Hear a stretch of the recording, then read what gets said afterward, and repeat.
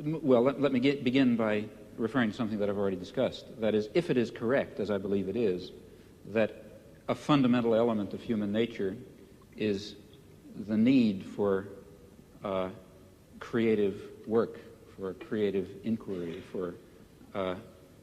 for free creation without the arbitrary limiting effects of coercive institutions, then, of course, it will follow that a decent society should maximize the possibilities for this fundamental human characteristic to be realized.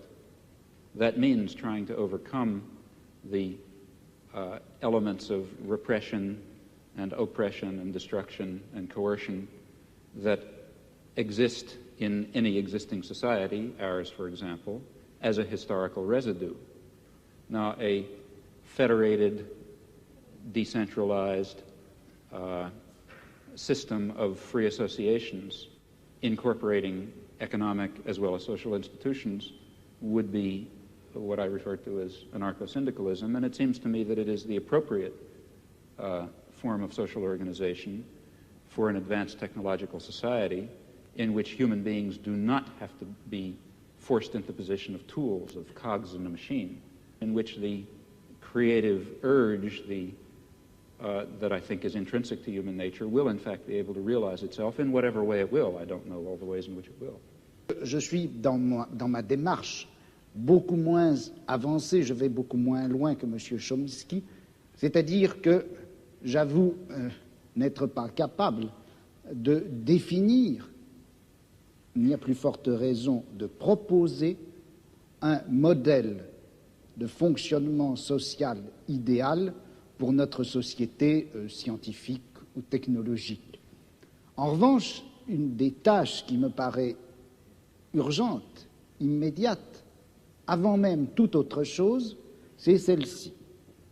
On a l'habitude, du moins dans notre société européenne, de considérer que le pouvoir, il est localisé entre les mains du gouvernement et il s'exerce par un certain nombre d'institutions bien particulières qui sont l'administration, en France on appelle ça préfectorale, enfin je ne sais pas comment on dit ailleurs, l'administration, la police, l'armée. On sait que toutes ces institutions-là sont faites pour transmettre les ordres, les faire appliquer et punir les gens qui n'obéissent pas. Mais je crois que le pouvoir politique, il s'exerce encore, il s'exerce en outre, de plus, par l'intermédiaire d'un certain nombre d'institutions qui ont l'air comme ça de n'avoir rien de commun avec le pouvoir politique, qui ont l'air d'en être indépendantes et qui ne le sont pas. On sait bien que l'université, d'une façon générale, tout le système scolaire, qui en apparence est fait simplement pour distribuer le savoir, on sait que cet appareil scolaire est fait pour maintenir au pouvoir une certaine classe sociale et exclure des instruments du pouvoir toute une autre classe sociale.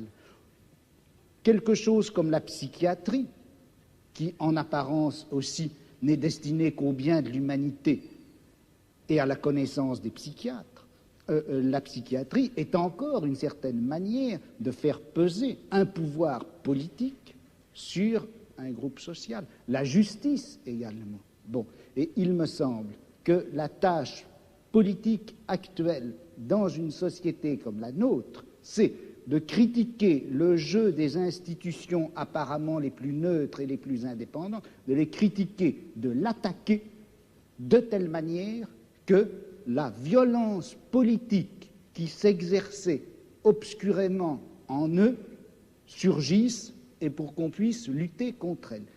À vouloir tout de suite, enfin si on cherche tout de suite à donner le profil et la formule de la société future sans avoir bien fait la critique de tous les rapports de violence politique qui s'exercent dans notre société, on risque de les laisser se reconstituer, même à travers des formes aussi nobles, apparemment aussi pures que celles du syndicalisme anarchiste.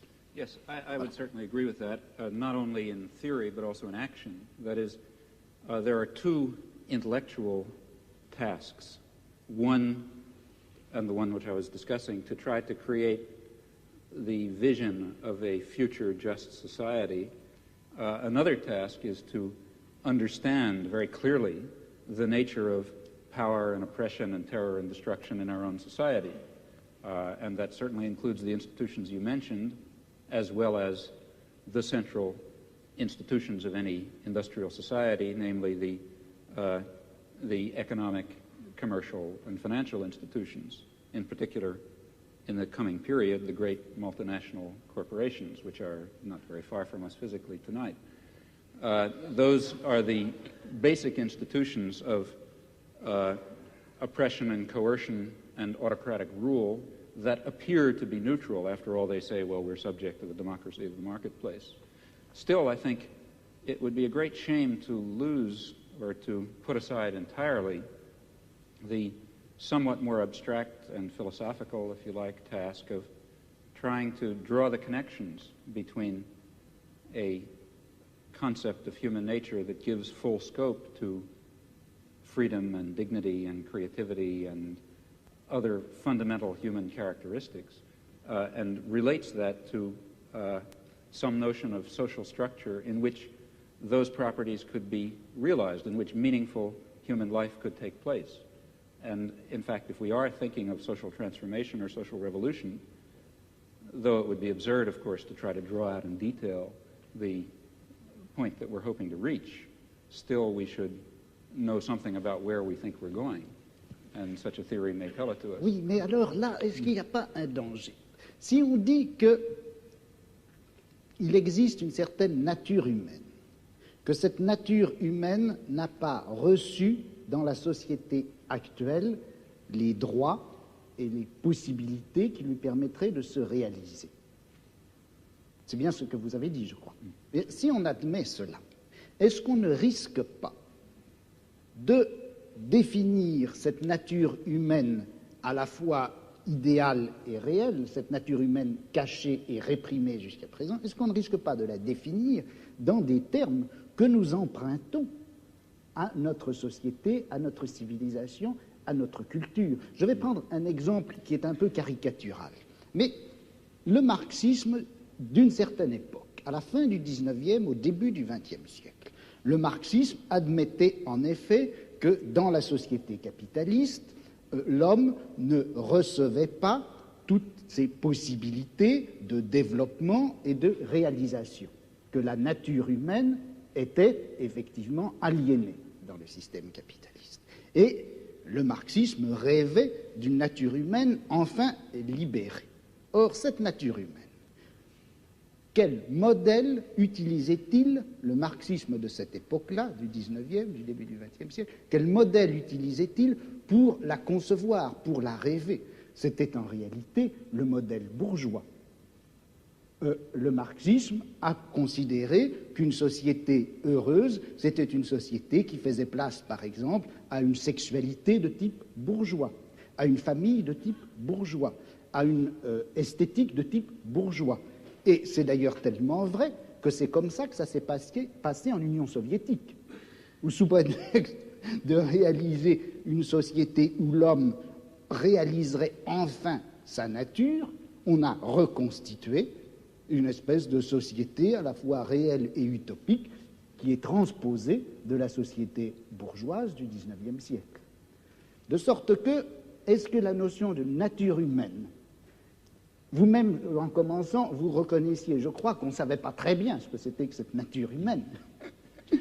Alors, est-ce qu'il ne risque pas de nous induire en erreur? Vous savez que Mao Tse-tung parlait de nature humaine bourgeoise et de nature humaine prolétarienne, et il considère que ce n'est pas la même chose. Well, you see, I think that in the intellectual domain of political action, that is, the domain of trying to construct a vision of a just and free society on the basis of some notion of human nature, in that domain we face the very same problem that we face in immediate political action. For example, to be quite concrete, a lot of my own activity really has to do with the Vietnam War, and a good deal of my own energy goes into civil disobedience. Well, civil disobedience in the United States is an action undertaken in the face of of considerable uncertainties about its effects. For example, it threatens the social order in ways which, let's say, one might argue, bring on fascism. That would be very bad for America, for Vietnam, for Holland, and for everyone else. So there's a danger, that is one danger in undertaking this concrete act. On the other hand, there's a great danger in not undertaking it. Namely, if you don't undertake it, the society of Indochina will be torn to shreds by American power. And in the face of those uncertainties, one has to choose a course of action. Well, similarly, in the intellectual domain, one is faced with the uncertainties that you correctly pose. Our concept of human nature is certainly limited, partial, socially conditioned, constrained by our own character defects and the limitations of the intellectual culture in which we exist. Yet at the same time, it's of critical importance that we have some direction, that we know what impossible goals we're trying to achieve if we hope to achieve some of the possible goals. And that means that we have to be bold enough to speculate and create social theories on the basis of partial knowledge while remaining very open to the strong possibility, in fact overwhelming probability, that at least in some respects we're very far off the mark. Il me semble que de toute façon, la notion même de justice fonctionne à l'intérieur de la société de classe comme revendication du côté de la classe opprimée et comme justification du côté de la classe opprimée. I don't agree with that. Et dans une société sans classe, je ne suis pas sûr qu'on ait encore à utiliser cette notion de justice. Yeah. Well, here I really disagree. I think that there is a sort of an absolute basis. If you press me too hard, I'll be in trouble because I can't sketch it out. But some sort of an absolute basis ultimately residing in fundamental human qualities in terms of which a real notion of justice is grounded. And I think that our existing systems of justice I think it's too hasty to characterize our existing systems of justice as merely systems of class oppression. I don't think that they are that. I think that they embody systems of class oppression, and they embody elements of other kinds of oppression. But they also embody a kind of a groping towards the true humanly valuable concept of justice and decency and love and kindness and sympathy and so on, which I think are real. Je dirais simplement ceci. Je ne peux pas m'empêcher, contrairement à ce que vous pensez, je ne peux pas m'empêcher de croire que cette notion de nature humaine, cette notion de bonté, de justice, d'essence humaine, de réalisation de l'essence humaine, tout ça, ce sont des notions et des concepts qui ont été formés à l'intérieur de notre civilisation, dans notre type de savoir, dans notre forme de philosophie, et que par conséquent, ça fait partie même de notre système de classe, et qu'on ne peut pas, aussi regrettable que ce soit, on ne peut pas faire valoir ces notions pour décrire ou justifier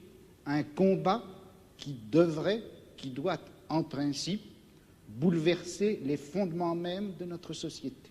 Il y a là une extrapolation dont je n'arrive pas à trouver la justification historique.